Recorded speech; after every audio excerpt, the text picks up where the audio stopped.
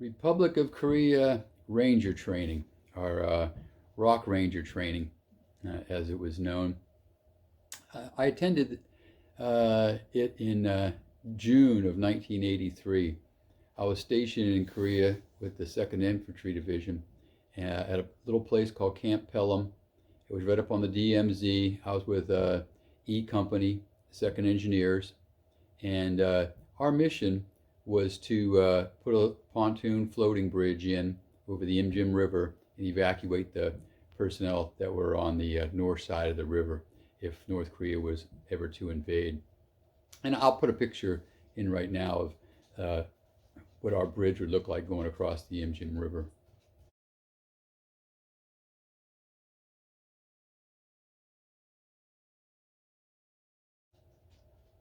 Well, we were a combat engineer company, and we were our military specialty was combat bridge specialist, and we were on at this Camp Pelham. Was a tiny little camp.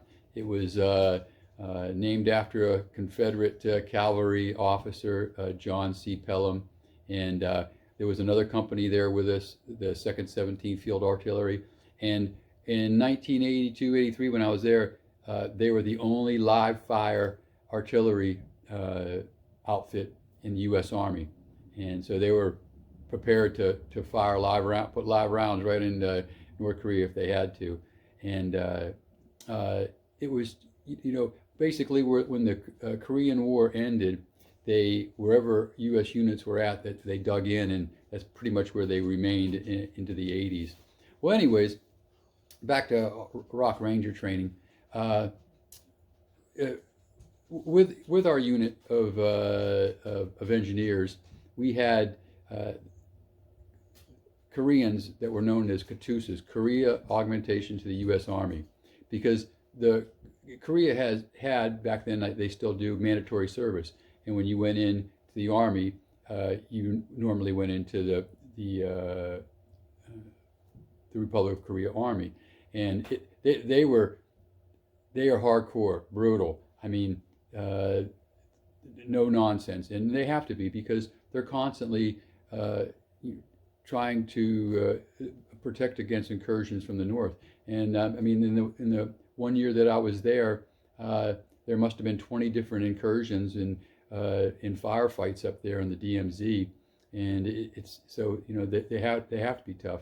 Well, if you could speak some English, and if you were a college student, you normally, instead of going into the Republic of Korea Army, you went into the KATUSAs. Well, and I'm just kind of laying out the framework of how the unit structure was there and what we did, just to kind of prepare your mind for when I talk about ROK Ranger Training. Well, when it was probably April or May, and our first sergeant, Sergeant Sasita, and I'll post a picture of him in right now.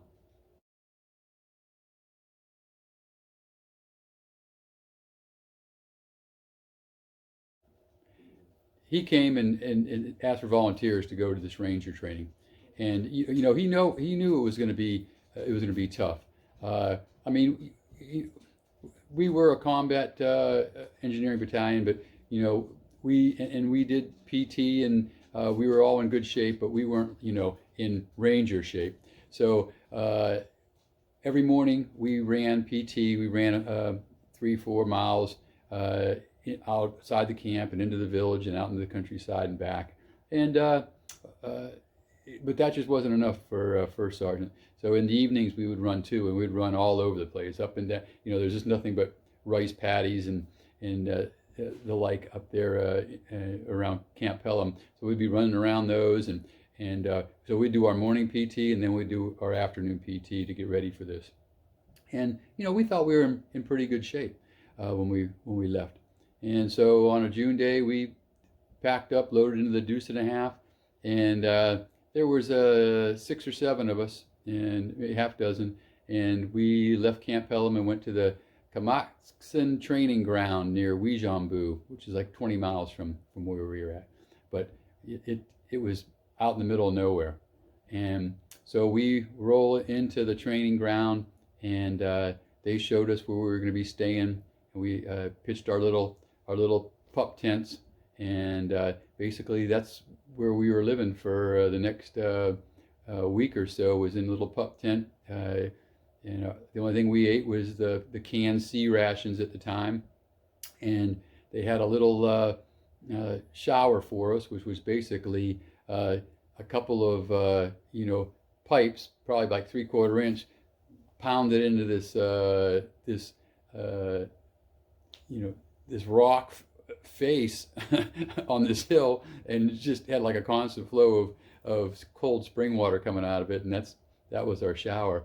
But and as miserable as that shower was, it was, I looked forward to it at the end of the day when we came back all grungy and muddy. But yeah, like I say, it was a little over a week long, and it was, every day were different obstacles, and I'll post some pictures of those as we go along here. The first thing when we got there, they ran us through like a quick kind of an obstacle course, which was probably about maybe an hour long to run this thing. And I think it was just basically to get a feel for us. And I vividly remember, there was this one obstacle on that circuit, and it was a big, huge mud puddle, and there was a rope about in the middle of it. And basically what you had to do is you had to go running at a running pace, jump, hit that rope, and swing over to get to the other side of the mud puddle. Well, somebody missed and fell into the mud. Well, the Korean cadre there, the Ranger cadre, they wore red shirts, and you'll see them in these pictures that I post. If you see someone with a red shirt, that's the ROK Ranger cadre. The guy that fell in was trying to get out, and every time he tried to get out, the cadre would put their foot on him and push him back in, and almost like, well, you screwed up, now you're done, you're not getting out of there. Well, it got to the point where, okay, let the guy out, because he can't stay in there forever, and but he wasn't, and First Sergeant got pretty irate, and he was yelling and screaming. Of course, he doesn't speak Korean. The ROK cadre doesn't speak English, and so this is where the Katusas come in. And like I say, the Katusas were the Korean augment to the United States Army, and they were with us because they had some sort of English background. They could speak English, some sort of English training. Well, the Katusas, I could tell when we were leading up to the training, they were a little hesitant. I don't think they were actually volunteered. I think they were, selected and directed, because I think they knew it was coming. And of course, when we get, when we're there at this mud puddle, and First Sergeant wants, the Katusa that was with us to tell this ROK soldier to lay off, he was pretty hesitant to to say that. So, but he eventually did, and I think he said it in in a more tactful way than what First Sergeant was telling him to say it. Well, eventually the cadre started letting up, and let the guy out, and it didn't get too much better from there, but it was, I think First Sergeant had made his statement, and I think that the ROK cadre felt that, okay, we're not going to be able to just totally push these guys around. But so like was saying, the training was just very intense all day long, till sunset. It would come back, and you'd get into that shower coming out of the side of the mountain there, side of the hill, and of course our latrine was just a hole in the ground. And I do have a picture of me in the foreground, and then I think First Sergeant Zaseda, he's off to the left, and I'll put that in right now. It was of where we were kind of our little campsite.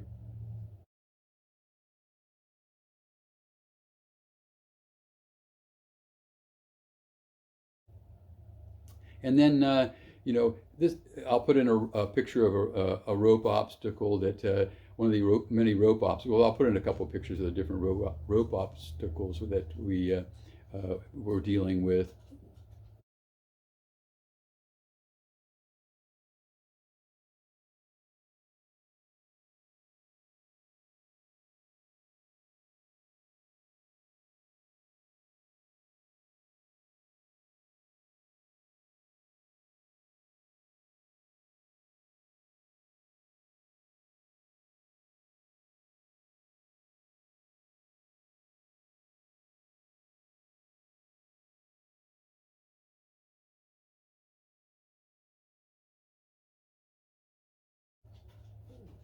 And probably one of the most interesting was rappelling. And I didn't have anything against rappelling, but it was in this case it was the side of this barefaced hillside, and I'll put a picture in right now.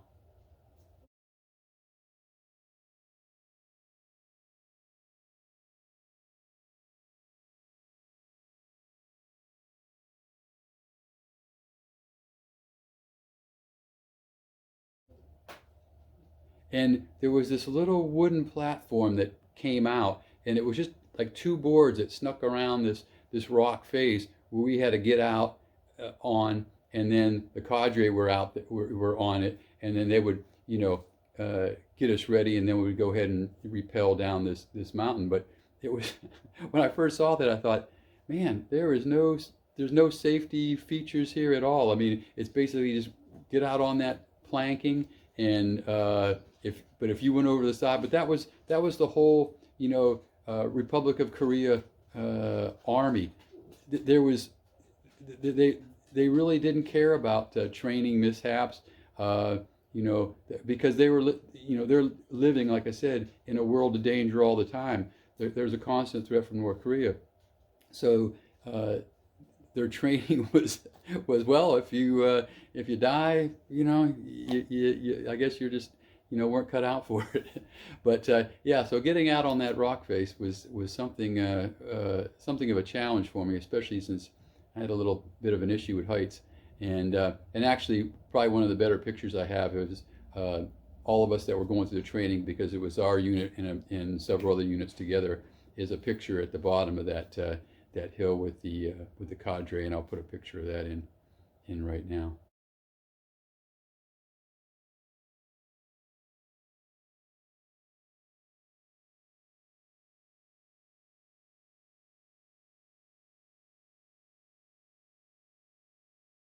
But yeah, we made it through it, and I ended up at the award ceremony. There was a Korean general that came and presented us our certificates and our ranger patches, and I'll post a picture of that right now.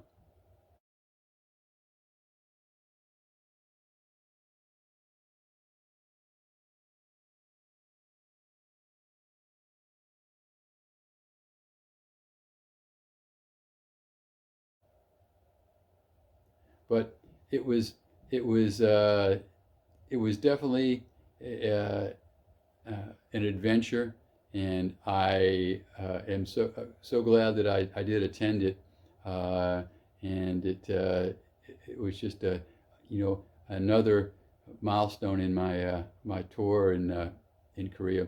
And I outlined this story and a bunch of other stories about my tour in Korea in my book Around the World, and it details my 3 years in the Army, and my little over 22 years in the Coast Guard, and it just goes unit by unit, and I just talk about the interesting things that happened to me at each unit, just like ROK Ranger training, and so I hope you enjoyed that little story.